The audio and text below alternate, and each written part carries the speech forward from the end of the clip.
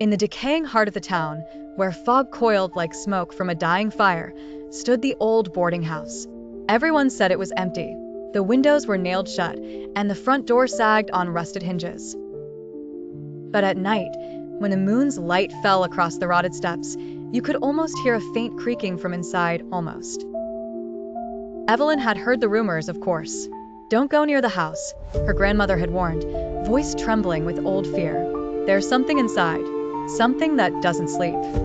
But Evelyn had always been drawn to the things she was told to avoid.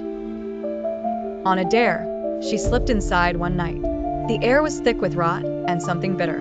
Dust clung to her shoes. She held her breath and crept through the darkness with only the pale light of her phone to guide her. The house seemed deserted until she saw the door. It was in the hallway beneath the stairs, half hidden behind crumbling plaster. It wasn't marked. In fact, it looked as though it shouldn't be there at all. The wood was smooth and untouched by dust, and there were no hinges, no handle. It seemed waiting. Evelyn felt her heart race. She should leave, she thought. But she was drawn closer, fingertips brushing the surface. When she did, a sound like a long exhale hissed from the gap at the bottom, and the door, impossibly, opened inward. The darkness beyond was absolute. Something whispered from within, in a voice that was almost hers. "Come closer." She did. Slowly, the shadows stretched forward, wrapping around her legs, her waist, her chest. The air turned freezing, and her breath came in ragged, visible gasps.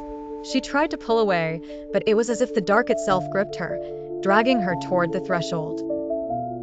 As she crossed it, the last thing she saw was her own reflection in the polished surface of the unmarked door, her mouth open in a scream. Then the door closed behind her with a sound like a coffin lid slamming shut. The house stands quiet now, its boarded windows and cracked walls unchanged.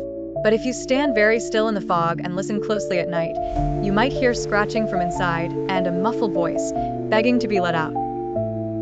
But no one ever dares open the door again.